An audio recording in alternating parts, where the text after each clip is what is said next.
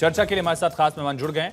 उनका तारुफ आपसे करा दें। महेश वर्मा जी, नेता भारतीय जनता पार्टी के, अनुमा आचार्य जी, प्रवक्ता कांग्रेस पार्टी से, wing commander SK Mishra sir हमारे साथ स्टूडियो में हैं, नवीन भट्टागर सर पूर्व डीआईजी एनडीआरएफ के हमारे साथ जुड़े हुए हैं, और साथ ही स्टूडियो से राकेश शुक्ला सर वरिष्ठ पत्रकार हमारे साथ लगातार बने हुए हैं। एसके मिश्रा सर, सवाल पहला आपसे ही, ब्लैक बॉक्स का रिकवर होना क्या दर्शाता है? अब आगे क्या होगा ब्लैक बॉक्स की रिकवरी के बाद?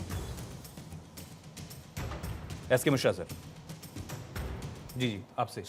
सॉरी, एसके शर्मा सर जी। ऑलराइट। सबसे पहले तो मैं ये बता दूं आपको कि जो हम अचानक हमला कर रहे हैं, बोइंग ख़राब है, 787 ड्रीमलाइनर ख़राब है, ये ऐसा नहीं है।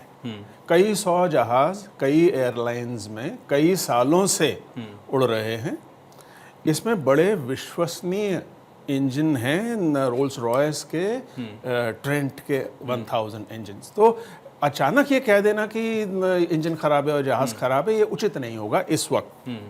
लेकिन जब ये हादसा हुआ है और ब्लैक बॉक्स मिल गया है, अब हमें बड़ी साफ एक पिक्चर नज़र आएगी कि अभी तक तो सब अंदाज लगाए जा रहे थे कि कोई बर्ड हिट हो गया होगा या कोई पायलट एरर हो गया होगा। ऐसा अब समझ में आएगा ब्लैक बॉक्स से, जब वो बताएगा कि क्या कोई फ्यूल लाइंस ब्लॉक हुई हैं, क्या कोई झटका लगा है जहाज़ को, क्या कोई फेदर्स, अगर बर्ड हिट हुई है तो फेदर्स मिलेंगे, सब कुछ मिल जाएगा।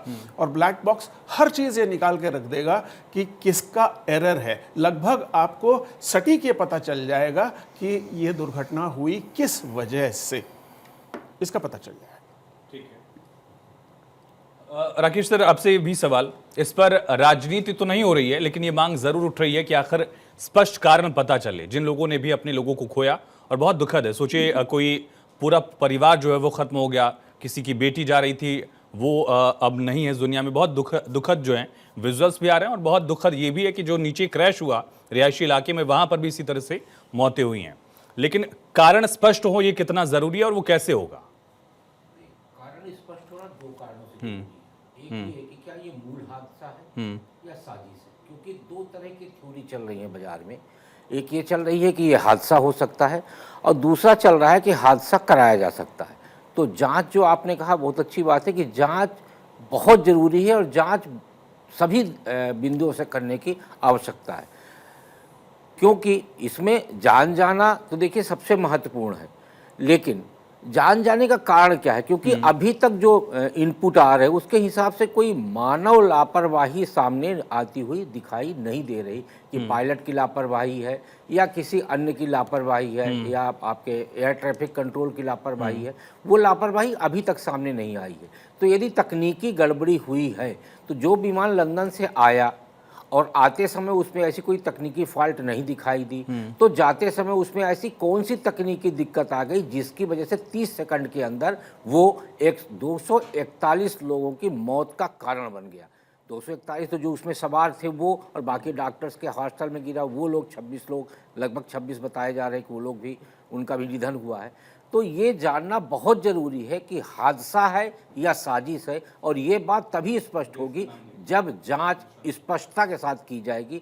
ये ठीक है, ब्लैक बॉक्स मिलेगा, ब्लैक बॉक्स से एक चीज़ पता चलेगी कि तकनीकी दिक्कत क्या आई, लेकिन क्या वो तकनीकी दिक्कत अपने से उत्पन्न हुई, या जैसे एक बाजार में एक बात चल रही, कई टेक्निकल एक्सपर्ट बोल रहे हैं कि इस तरह के विमान जिनको हाईटेक किया जा रहा है उनको हैक भी किया जा सकता है। तो ये बात जानना भी जरूरी है कि क्या विमान की हैकिंग भी शुरू हो गई है, और उसकी प्रयोगशाला क्या भारत का 787 विमान हुआ है। आयुष जी। ठीक है। नवीन सर, टेक्निकल फेल्योर या फिर साजिश की आशंका अभी खारिज नहीं हो सकती, ये तो कह सकते हैं? जी, अभी तो जल्दबाजी होगी इस बारे में कोई भी चार्ज फ्रेम करना। बेटर रहेगा कि पहले इंक्वायरी रिपोर्ट आने दीजिए, क्योंकि इसमें इंटरनेशनल इंटरेस्ट भी इन्वॉल्व है, और वहां से भी टीमें आई हैं इंक्वायरी करने के लिए, और इंडिया की टीमें भी इसमें ऑलरेडी हैं।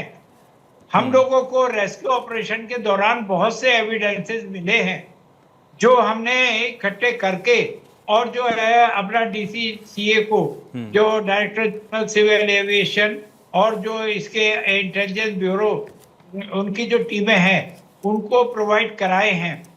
इसके अलावा अब ये ब्लैक बॉक्स मिल गया है और रिकॉर्डर मिल गया है, इससे बाकी की जितनी जो कमियां हैं या जो चीजों की हमें रिक्वायरमेंट है वो उससे मिल जाएगी। इसलिए कोई घबराने की बात नहीं है जल्दबाजी में। ना तो प्लीज इसके ऊपर कोई कोई भी हिंदुस्तानी हमारे भाई लोग कोई भी कमेंट पास ना करें, ना ही चार्ज फ्रेम अपने आप करें, ना यूट्यूब वगैरह देखकर किसी के उसमें मत आइए। हमने बहुत से रेस्क्यू ऑपरेशन हैंडल किए हैं और इस टाइप के भी हमने बहुत से ऑपरेशन हमने देखे। बाद में पता चलता है कि ऐसा नहीं है। तो इसलिए प्लीज सभी लोग जो है कॉपरेट करें, थोड़ा वेट कर लीजिए। अभी आपको हफ्ते 15 दिन में इसका दूध का दूध और पानी का पानी मिल जाएगा। बाकी अभी जल्दबाजी में इस पे कमेंट ना करें प्लीज। ठीक है। महेश जी, मेरा सवाल आपसे, लगातार एक तेजी से बढ़ती एविएशन इंडस्ट्री इंडिया की है, इसमें कोई दो राय नहीं है। एयरपोर्ट्स की संख्या बढ़ी, ऑपरेशनल फ्लाइट्स की संख्या बढ़ी और मिडिल क्लास की भी रीच में जो है एयरलाइन इंडस्ट्री आई, एक फैक्ट है ये। लेकिन कहीं उस तेजी में, उस रफ्तार में सेफ्टी से, नॉर्म से, स्टैंडर्ड से तो कोई कॉम्प्रोमाइज नहीं कर रहे हैं हम। बिल्कुल, मतलब जो आपके सवाल है बहुत प्रासंगिक है और मैं समझता हूं ये घटना जहां हमें विचलित करती है वहीं हमारे जो एविएशन इंडस्ट्री का जिस तरह का ग्रोथ था उस हौसले को कहीं पस्त भी करने वाला ये घटना है। और निश्चित रूप से राकेश शुक्ला जी ने जो बात कही मैं उससे कहीं डिफर नहीं करता हूं।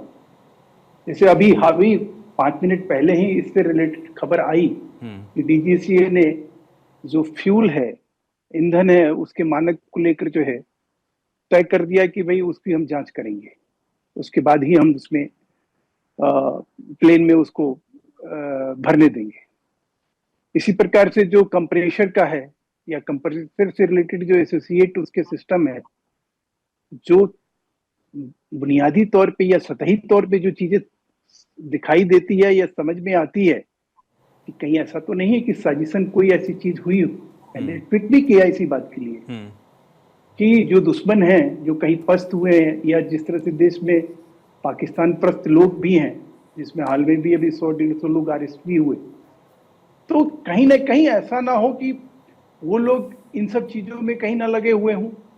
अगर वो कहीं सवाल और वो विचार आते हैं तो स्वाभाविक है कि कहीं ना कहीं हम इस बात को भी, इस एंगल से भी अगर हम जांच कर लें, देख लें, तो उसमें कोई बुराई नहीं है। एक बात। दूसरी बात कि जिस तरह से, जिस सुगमता से और जिस तरह से जन सुविधाएं बढ़ी है 10 साल के अंदर, 11 साल के अंदर, जिस तरह से हमारा एविएशन इंडस्ट्री और जिस तरह से एक जहाज इतनी आसानी से उपलब्ध हो रहा था और जिस प्रकार से चलाया जा रहा था, और ये घटना से तो पहले ये दिल्ली से विमान आया और आने के बाद जो है वहां कोई ऐसी चीज, कोई ऐसा साक्ष्य दिखाई नहीं दे रहा है जो किसी तरह से सपोर्ट करे कि भाई क्या ऐसी तकनीकी चीज होगी जो कि इस तरह की, मतलब हादसा। मैं तो कल से इतना, मैं खुद ही बोइंग विमान से परसों रात में आया और कल मैं जब ये हादसा देखा तो मैं अपनी कल्पना मात्र से मैं एकदम, मेरी रूह कांप गई। तो मैं समझ सकता हूं कि किस तरह की स्थिति होगी, परिस्थिति होगी। राजनीति से बड़ा देश है और देश में जो जान है, जो जान गई है, उस परिवार में क्या गुजर रहा होगा, किस तरह से लोग सोच रहे होंगे। और आज जो है हम ये सोच रहे हैं कि भाई क्या हम जान जोखिम में डाल के अब हवाई यात्रा करें क्या? क्या वातावरण इस तरह का बन गया है क्या? क्या ये इस तरह की सोच तैयार होगी क्या? तो इन सब चीजों का ये जो यक्ष प्रश्न है, ये जो यक्ष सवाल है, इसका कहीं ना कहीं जवाब, इसका, इस समस्या का समाधान तो ढूंढना ही पड़ेगा। और रही बात की, जैसे आपने शुरुआती मुद्दे तय किए कि जवाबदेही और जिम्मेवारी, तो मित्र इस तरह के हादसे में जवाबदेही, जिम्मेवारी और जानकारी, इसको तो छुपाया ही नहीं जा सकता, इससे भागा ही नहीं जा सकता है। तो ये तो एक कानून के तहत करना अनिवार्य है, अपरिहार्य है, इससे किसी तरह से मुंह नहीं फेर सकते हैं।